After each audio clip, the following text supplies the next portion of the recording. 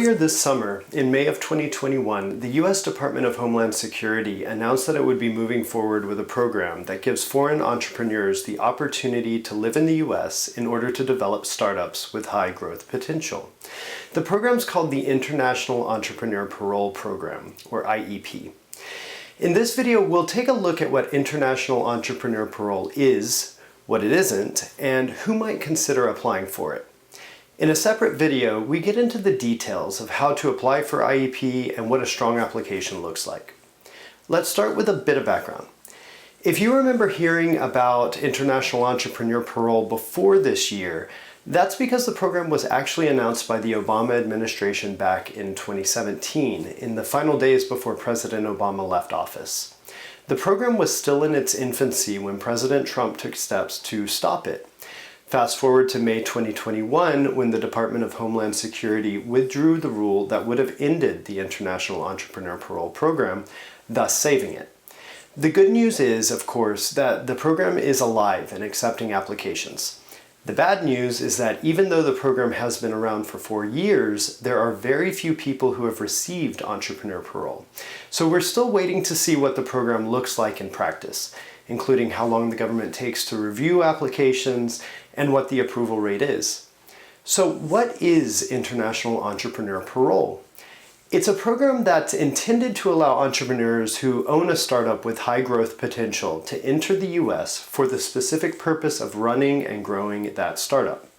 Entrepreneurs who are approved through the IEP program are allowed to remain in the US for up to 5 years through a benefit that's called parole.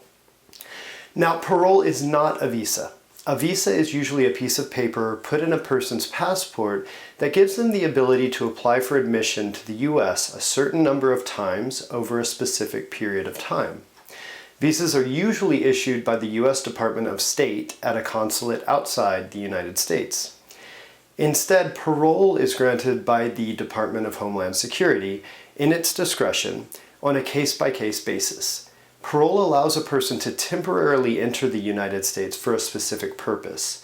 In the case of IEP, that specific purpose is to grow their startup and ultimately create a public benefit. Importantly, someone who enters the US on parole is not formally admitted into the United States for immigration purposes. This means that someone who enters on parole cannot apply to change or adjust their status inside the United States. For example, someone on parole could not change to a non-immigrant status like E2 status, nor could they adjust status to pursue a green card.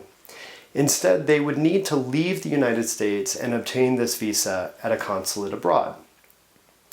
There are a few other important things to know about parole. As I mentioned before, parole is discretionary, meaning that the government has no obligation to grant parole to an individual, even if that individual seems to check all the boxes and satisfy all the requirements of the IEP program. Additionally, parole can be revoked by the government at any time, such as when the company is no longer in operation or otherwise stops providing a public benefit to the US. Finally, the denial of parole is not subject to judicial review, meaning that there's no appeal before a judge if parole is denied. So after all of that, why would anyone want to apply for parole under the IEP program? Well, the IEP program is a great option for entrepreneurs whose startup promises to grow rapidly and who aren't eligible for other visa options. For example, the E2 visa, a favorite among entrepreneurs, is only available to people who are citizens of specific countries. Though there are many countries on the list, those whose country is not on the list don't qualify. Similarly, the E2 visa requires that the entrepreneur own at least 50% of the startup. For entrepreneurs whose share of equity is lower than 50%, or will be lower than 50% after, say, a funding round, the IEP program could be a better fit than the E2 visa. An experienced immigration lawyer can guide you through the various options available and help clarify whether entrepreneur parole, a non-immigrant visa, or even a green card might be the best way for you to achieve your goals.